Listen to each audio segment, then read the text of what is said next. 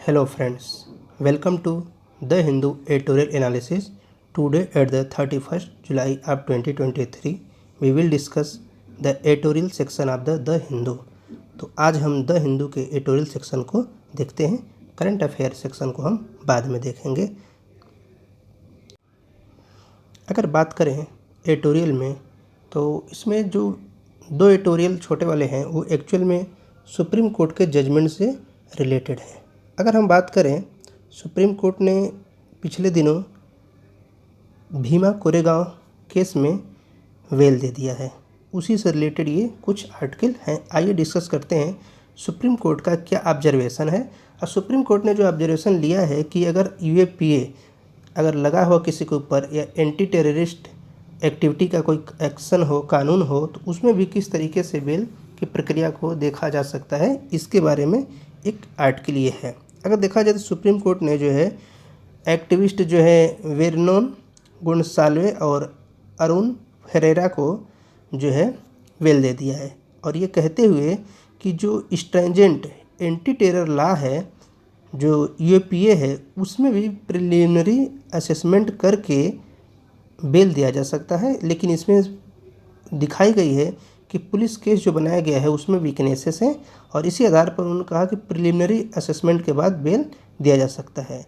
साथ ही साथ ये अलग बात है, जैसे यूएपीए की अगर हम बात करें, हम अनलॉफुल एक्टिविटीज प्रिवेंशन एक्ट 1967, तो उसका जो सेक्शन 43D क्लास 5 है, उसमें कोई भी कोर्ट अगर रीजनेबल ग्राउंड अवेलेबल हो एक्यूज के ऊपर, जो दोषी है, आरोपित है, तो उसको बेल नहीं दे सकता, उसके जमानत नहीं मिल सकती है। इसके बावजूद सुप्रीम कोर्ट ने 2019 में एक जजमेंट दिया था, उसमें कहा था कि हमें एविडेंस की बहुत ज़्यादा डिटेल्ड एनालिसिस नहीं करना चाहिए बेल के स्टेज में, बल्कि हमें ब्रॉड प्रोबेबिलिटीज़ को चेक करना चाहिए। क्या इस बात की प्रोबेबिलिटी है, क्या इस बात की हम संभावना हमारे सामने है कि हम बेल दे सकें, जमानत पर उस व्यक्ति को छोड़ सकते हैं कि नहीं। तो उस केस में 2019 में सुप्रीम कोर्ट ने कहा बहुत डिटेल एनालिसिस करने के बजाय हमें ब्रॉड प्रोबेबिलिटी को चेक करना चाहिए। इसी केस में देखा जाए तो सुप्रीम कोर्ट ने जो है उसी आधार पर इन दोनों लोगों की जो है जमानत को जो है एक्सेप्ट कर लिया है। अगर बात की जाए जो कुछ एविडेंस वाले मामला है जहां पर बहुत ज़्यादा कॉन्स्पिरेसी होता है, तो कोर्ट ने वहां नोट किया कि इस तरीके के जो इन लोगों के ऊपर, ये जो गोंसाल्वे और फेरेरा हैं, इन लोगों के ऊपर जो एक्यूज्ड है वो एक्चुअल में थर्ड पार्टी रिस्पांस में भी नहीं सामने आया है, और ये लोग डायरेक्ट उससे जुड़े हुए नहीं हैं। इसके बाद देखें कोर्ट ने आर्डर में अपने आगे क्या लिखा है, mayor participation in seminar by itself can not constitute N offense under the well restricting section of the 1967 Act UAPA with which they have been charged।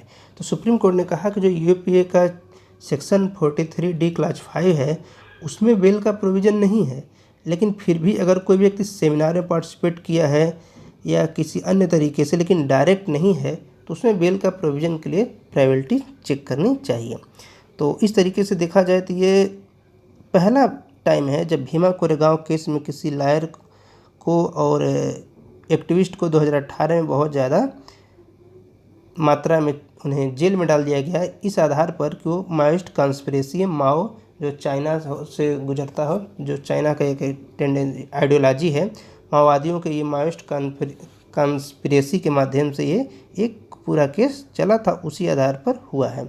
तो कोर्ट ने रिकॉर्ड किया कि इस तरीके की फाइंडिंग एक्चुअल में भी नहीं है।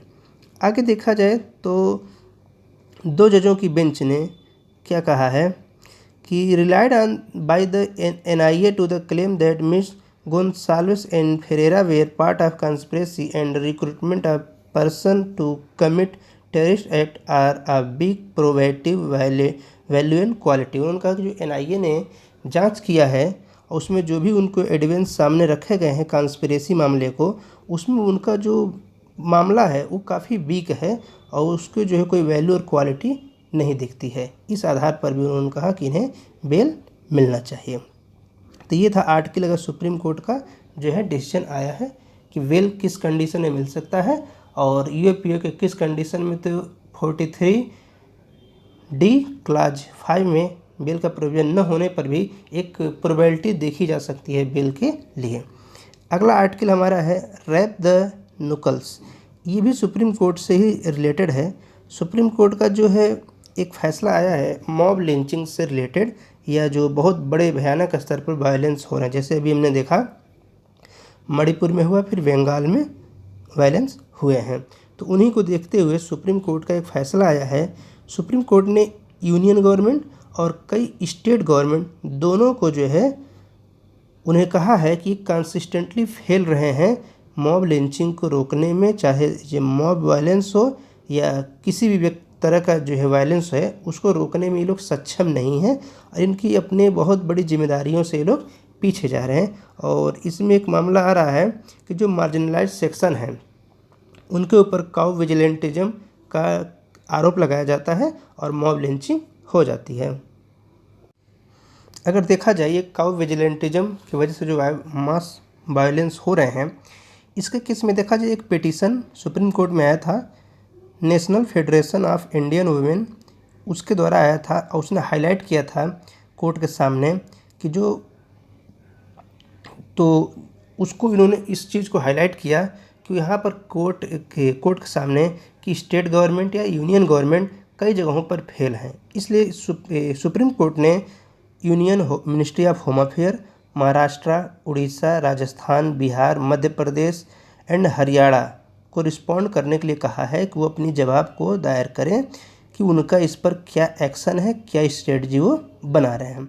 अगर बात करें 2018 का केस था Tehseen S Poonawalla versus union of India, ये मामला सुप्रीम कोर्ट में गया था और उसमें सुप्रीम कोर्ट ने कहा था कि किसी भी पर्सन की जो सिटीजन ऑफ इंडिया हैं उनका जो है सुरक्षा करना, प्रोटेक्शन देना एक सैंक्रोसैंक्ट ड्यूटी है, एक पवित्र कार्य है यूनियन गवर्नमेंट और स्टेट गवर्नमेंट का। उन जो भी अथॉरिटी हैं, जहाँ पर भी जो अथॉरिटी हैं उनको प्रोटेक्शन देना, सिटीजन को प्रोटेक्शन देना एक प्रिंसिपल ऑब्लिगेशन है। उन्हें किसी भी तरीके की विजिलेंटिज्म से, उपद्रव से, दंगे से, मारपीट से बचाया जाना ये राज्य की जिम्मेदारी है और ये उनका प्राइम ड्यूटी है।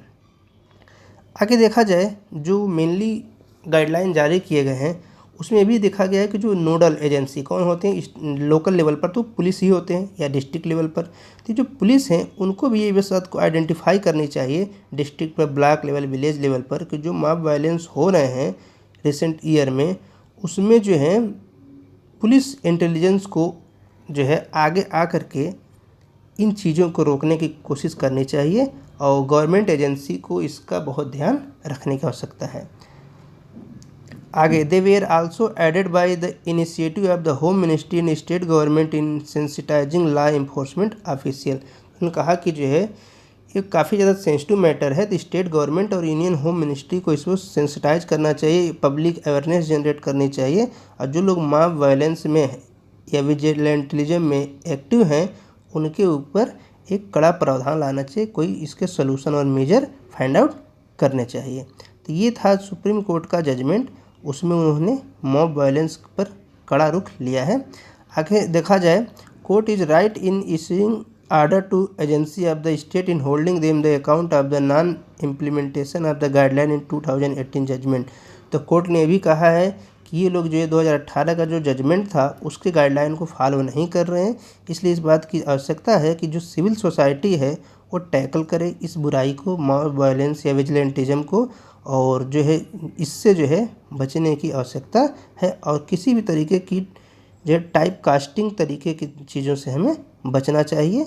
और इसमें एक चीज़ें रखा गया है कि तमिलनाडु इससे काफ़ी ज़्यादा बचा हुआ है। तो इस मामले में तमिलनाडु एक सेफ स्टेट है, वहाँ मॉब वायलेंस नहीं होते हैं क्योंकि उसके इस आर्टिकल में कहा गया कि वहाँ पर काफ़ी सेकुलर और रेशनल मूवमेंट काफ़ी एंशिएंट टाइम से चलते रहे हैं, बहुत समय पहले से एक्टिव रहे हैं, इसलिए वहाँ पर हम देखते हैं कि ये चीज़ें रेयर दिखती हैं। नहीं दिखती ऐसी बात नहीं है। अभी हमने देखा बिहार वाले का मामला चला था तमिलनाडु में और झूठा केस लगा करके आरोप चला था, तो किसी तरह से तो मॉब वायलेंस हो ही गया, तो इस तरीके से कोई राज्य बचा नहीं है। नेक्स्ट आर्टिकल है बीटर ट्रूथ्स इन महाराष्ट्र शुगर फील्ड। अगर हम बात करें भारत में सबसे ज़्यादा जो शुगर, चीनी का प्रोडक्शन महाराष्ट्र में होता है। लेकिन महाराष्ट्र में जो चीनी का प्रोडक्शन होता है वो लेबर एक्सप्लॉयटेशन के बेस पर होता है। इसमें द हिंदू पर एक बार पहले भी आर्टिकल छप चुका है और उसमें तो इस आर्टिकल में उतना नहीं लिखा गया है, लेकिन उस आर्टिकल में पहले एक बार छपा था कई महीने पहले। उसमें उन्होंने साफ साफ लिखा था कि वहाँ पर जो महिला वर्कर हैं उनका शोषण होता है, उनका रेप होता है। जो उनके मुकद्दम, यहाँ पर भी आगे हम देखेंगे, मुकद्दम जो होते हैं जो काम कराते, एक तरीके से देखा जाए ठेकेदार होते हैं या जो है फील्ड में काम करने वाले होते हैं, जो इन ठेकेदारी का काम देखते हैं, इन लोगों को काम देते हैं, वो लोग महिलाओं के साथ रेप भी करते हैं। और उनके पतियों को पता चलता है, उनके घर वालों को पता चलता है, फिर भी वो कुछ नहीं बोलते हैं। उसके पीछे का कारण ये है क्योंकि उन्हें मजदूरी तो कम से कम मिल रही, वरना वो भूखों मर जाएंगे। इस तरीके की स्थिति है। तो महाराष्ट्र जो है काफ़ी अमीर राज्य होने के बावजूद वहाँ पर इस तरीके का शोषण चलता है। तो आइए हम देखते हैं इस आर्टिकल में क्या क्या हाईलाइट किया गया है। तो एक्चुअल में देखा जाए, बॉम्बे हाई कोर्ट ने सुओ मोटो कॉग्निजेंस लिया है कि जो इंट्रा स्टेट वर्कफोर्स है, माइग्रेंट सीजनली माइग्रेटेड लेबर हैं, जो एक ही राज्य से महाराष्ट्र के अंदर ही एक ज़िले से दूसरे ज़िले में जाते हैं, वो इंट्रा स्टेट वर्कर हैं, या जो माइग्रेशन कर रहे हैं सीजनली का मतलब जैसे कुछ उद्योग ऐसे होते हैं जो साल भर नहीं चलते हैं, जैसे गन्ना का उद्योग। तो गन्ना उद्योग में साल भर काम नहीं होता है, जब वहाँ पर करीब करीब अक्टूबर नवंबर से शुरू होता है और अप्रैल तक जाता है, उसके बाद गन्ना ख़त्म हो जाता है, पेराई बंद हो जाती है, फिर वो अक्टूबर से चालू होगा। ये सीजनल फैक्ट्रियाँ हैं, तो इनमें काफ़ी ज़्यादा लेबर का एक्सप्लॉयटेशन होता है, उनमें कोई भी लेबर के लिए कोई लेबर लॉ का फॉलो नहीं किया जाता है। तो हाई कोर्ट ने इसी पर जो है एक्शन लिया है। अगर महाराष्ट्र की बात की जाए तो भारत का सबसे बड़ा चीनी का प्रोड्यूसर है। इसके बाद अगर देखा जाए, जो महाराष्ट्र का शुगर कमीशन है जो 22-23 में बताता है कि महाराष्ट्र में करीब करीब 1.487 मिलियन हेक्टेयर खेतों पर जो है गन्ने की खेती की गई और 203 क्रशिंग फैक्ट्री हैं जो कुल 138 लाख मीट्रिक टन चीनी का प्रोडक्शन करती हैं। 138 लाख मीट्रिक टन चीनी वो प्रोड्यूस करती हैं 203 कंपनियां मिलकर। लेकिन ये तो अच्छी बातें हैं, लेकिन इसके पीछे बहुत बड़ा प्रॉब्लम ये है कि जो इस फैक्ट्री के बैकबोन हैं, वर्कर हैं, ये वर्करों के साथ काफ़ी ज़्यादा दुर्व्यवहार किया जाता है। तो हाई कोर्ट ने जो है महाराष्ट्र गवर्नमेंट से पूछा है और कहा है कि एक कमेटी को बनाए और उसमें वेरियस डिपार्टमेंट को ऐड करे और एक नोडल ऑफिसर भी नियुक्त करे जो इन लेबर की समस्याएं, जैसे उन्हें पीने का सही पानी नहीं मिलता है, रहने के लिए सही घर नहीं मिलता है, वैसे रोड के किनारे रहते हैं तंबू तान के, पानी की व्यवस्था नहीं रहती है, टॉयलेट की व्यवस्था नहीं रहती है, अब वो कम से कम 6 महीना वहीं रहते हैं, उनके बच्चे रहते हैं, बच्चे स्कूल नहीं जाते हैं क्योंकि वो अपने माता पिता के साथ यहाँ आ जाते हैं। तो इन सब समस्याओं को देखने के लिए हाई कोर्ट ने महाराष्ट्र गवर्नमेंट को निर्देश दिया है। अगर हम बात करें तो जैसे ही रबी क्रॉप, जैसे कि हमने कहा अक्टूबर नवंबर में गेहूं या रबी की फसलें जब बो दी जाती हैं, उसके बाद जब है किसान, जो छोटे किसान है या लेबर वर्ग है, खाली हो जाता है, तो ये लोग क्या करते हैं, चले जाते हैं पूर्वी महाराष्ट्र जो कि विदर्भ का क्षेत्र है उससे पश्चिमी महाराष्ट्र के क्षेत्र में, वहाँ माइग्रेट कर जाते हैं जहाँ शुगर बेल्ट डिस्ट्रिक्ट हैं, जैसे सांगली, कोल्हापुर, पुणे, सतारा, सोलापुर, अहमदनगर, वहाँ पर वो शुगर फैक्ट्री में काम करने चले जाते हैं।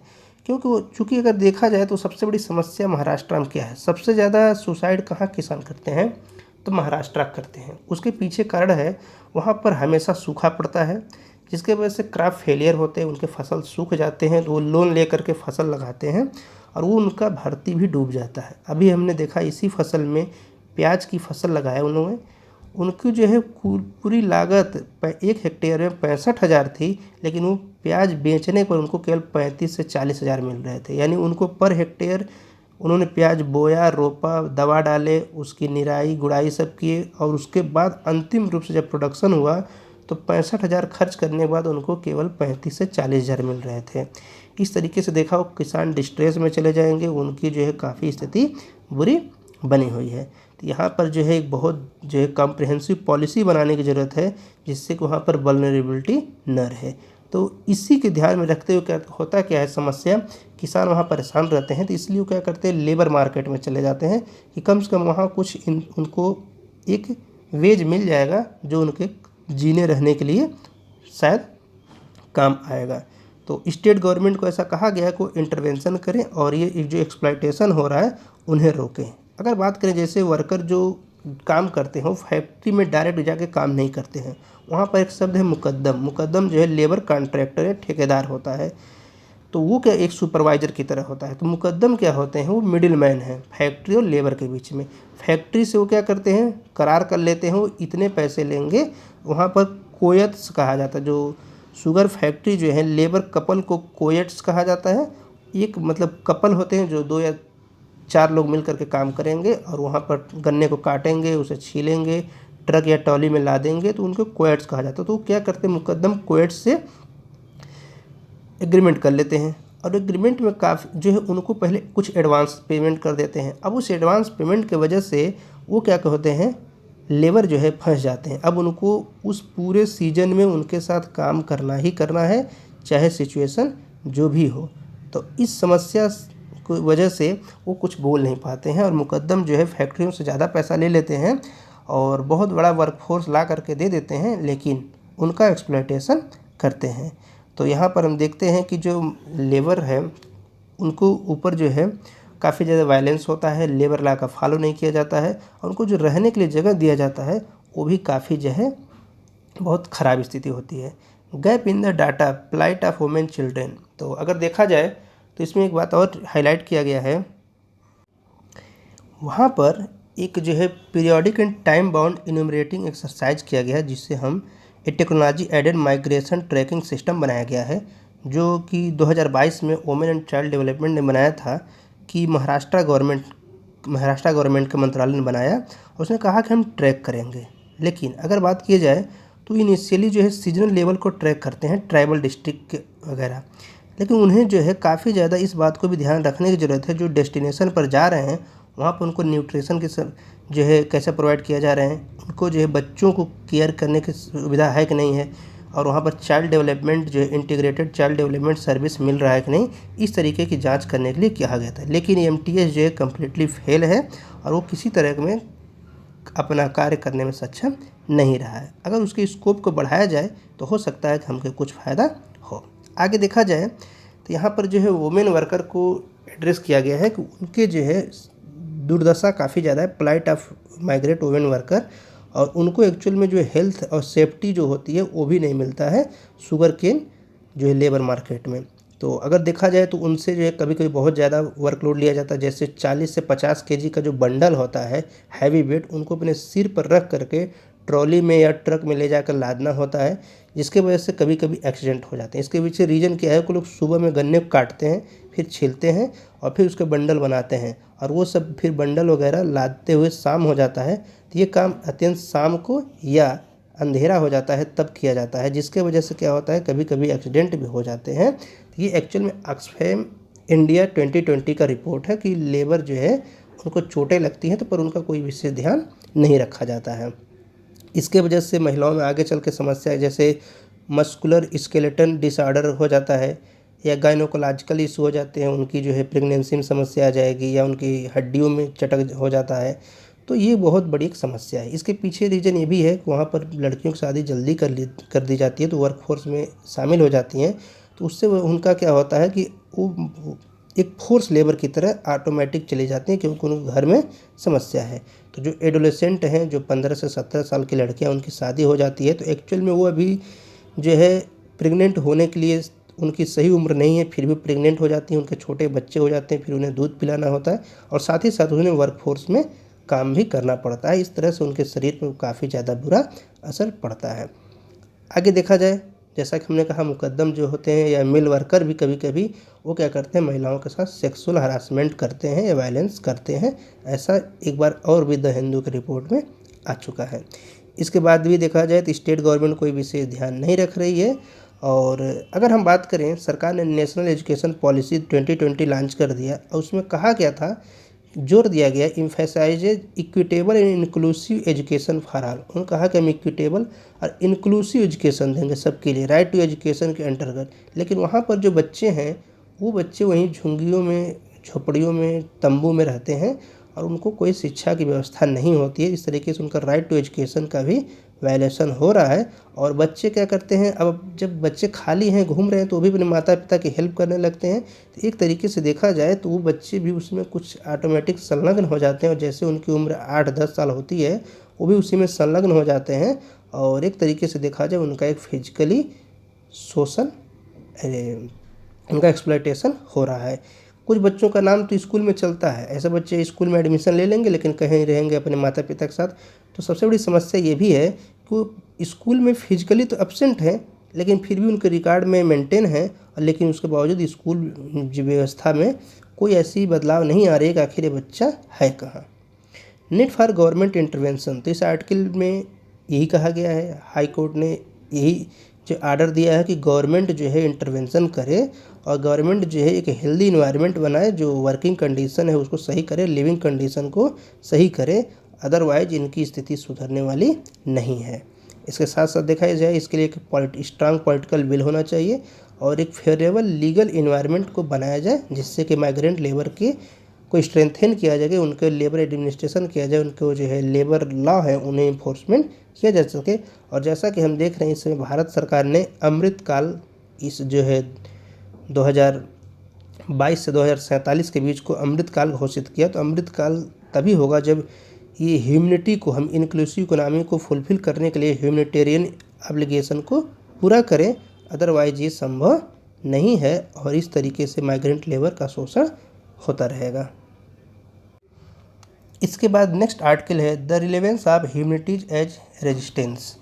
इस आर्टिकल में एक्चुअल में थोड़ा सा इस बात को ध्यान दिया गया कि जो पोएट होते हैं, लेखक होते हैं, उन लोगों के योगदान को समाज में किस तरीके से रेखांकित किया गया है, किस तरीके से उनका एक महत्व है, उसी को रेखांकित किया गया है। जैसा कि अगर देखा जाए तो उन्होंने एक जो है कोट लिया है, और उसको पोयम या सॉन्ग के माध्यम से देखा जाए तो songs are sneaky things, they can slip across border, proliferate in prison, penetrate hard cell, the right song at the right moment could change history. तो पीटर सीगर ने एक कोट लिखा था कि जो सॉन्ग होते हैं, कविताएं होती हैं, पोयम होते हैं, ये स्नीकी थिंग है, इनको जो है कोई बॉर्डर काम नहीं करता, ये किसी भी बॉर्डर को क्रॉस कर सकते हैं।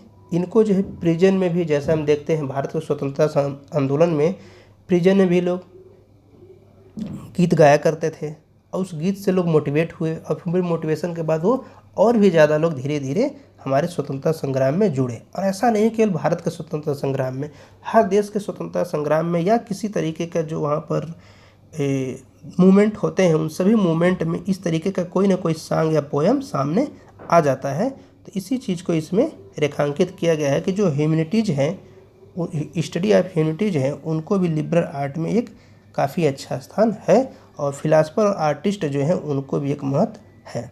अगर बात की जाए तो उन्होंने कहा है कि जो नियो लिबरलिज्म है उसमें जो चीज़ें हैं उनमें जो है बहुत सारी चीज़ें ऐसी होती हैं जो हमारे ट्रू डेमोक्रेसी है, तो जो राइट टू एक्सप्रेशन का मामला है वो यहीं से डायरेक्ट जुड़ जाता है। अगर राइट टू एक्सप्रेशन करेंगे तो हमारी डेमोक्रेसी जो है स्ट्रांग होगी। तो इसमें उन्होंने इसी चीज़ों को जो है डिस्कस किया है। मतलब ये इसको देखा जाए तो ये बहुत ज़्यादा जो है ये सोचने वाली बात है, लेकिन ये किसी सब्जेक्ट से ज़्यादा रिलेटेड डायरेक्ट नहीं होता है। इसके पीछे का कारण ये है कि एक पोएम को लेकर के चल रहे हैं, लेकिन पोएम और थिंग क्या है, एक राइट टू एक्सप्रेशन को तो रिप्रेजेंट करती हैं, लेकिन इसके साथ ही साथ यहाँ पर एक बात ये भी है कि राइट टू एक्सप्रेशन के साथ साथ कभी कभी ये ऐसे पोएम भी गढ़ देते हैं जहाँ पर राइट टू एक्सप्रेशन के नाम पर किसी कानून का वायलेशन भी हो जाता है। तो इसमें एक चीज़ें कहा गया, जो जितने हमारे हिस्ट्री की बात है तो हिस्ट्री हम याद नहीं रख सकते हैं। हिस्ट्री को एक्चुअल में जो हमारे हिस्ट्री है उसे हम जानते हैं, उसमें सबसे बड़ा योगदान पोएम या राइटर का ही है, क्योंकि उन्हीं से हमारी धीरे धीरे रिमेम्बरिंग होती है। पोएट ही जो सॉन्ग क्रिएट करते हैं, वहाँ से हमारी हिस्ट्री जनरेट होती है। तो वैक्लेव हैवेल जो हैं एक प्ले राइटर हैं चेकोस्लोवाकिया की, उन्होंने क्या लिखा, in such a world full of ruthless economics, fanaticism and tribalism, our survival depend on the degree to which we accept responsibility for ourselves and the world. तो एक poet हैं, writer हैं, उन्होंने लिखा है कि जो संसार है यहाँ पर इकोनॉमिक्स तो काफ़ी ज़्यादा हमेशा जो है टर्बुलेंस में रहता है। फैंसिटिज्म, ट्राइबलिज्म के चक्कर में यहाँ पर बहुत सारी चीज़ें जो हमारी सर्वाइवल हैं उसी डिग्री तक डिपेंड करेंगी जितने हम अपने को खुद रिस्पॉन्सिबिलिटी लेंगे। तो अगर हम देखते हैं कहीं भी कू होता है, जो सत्ता का तख्ता पलट होता है, उसके पीछे जो है एक जो है काफ़ी ज़्यादा बहुत बड़ी जो है एक मिस्ट्री होती है। लेकिन उसमें भी हम देखते हैं कि जब आंदोलन होते हैं उसके खिलाफ में, जैसा कि हमने देखा म्यांमार में हुआ और अफ्रीका के लगभग सीरीज में कई देशों में हुआ, और अभी तो जस्ट हम देखते हैं नाइजीरिया में हुआ है, वहाँ के जनरल ने, सेना के जनरल ने अपने आप को प्राइम मिनिस्टर घोषित कर दिया। तो इस तरीके से जब जनता मूवमेंट में आती है, सामने रिवोल्ट करती है, तो वहाँ पर भी किसी न किसी पोएम को ही आगे करके चला जाता है। कुछ चीज़ें ऐसी आर्टिकल में कही गई हैं, तो ये आर्टिकल जो है बहुत ज़्यादा हमारे जो है उससे जुड़ा नहीं है, लेकिन हाँ, ये सोचने वाली बात है कि पोएम का भी हमारे संसार में बहुत महत्व है और हिस्ट्री के पॉइंट ऑफ व्यू से लोगों को मोटिवेट करने के लिए बहुत ही इम्पॉर्टेंट है। तो ये चीज़ें हैं इस आर्टिकल में कि ह्यूमैनिटीज़ को जो है रेजिस्टेंस में ह्यूमैनिटीज़ को एक रिलेवेंस मिलता है और मिलना भी चाहिए। तो ये था आज का आर्टिकल एडिटोरियल द हिंदू का। इसके करंट अफेयर को हम दूसरे वीडियो में डिस्कस करेंगे। तो अगर चैनल पर नए हैं तो चैनल को सब्सक्राइब करें।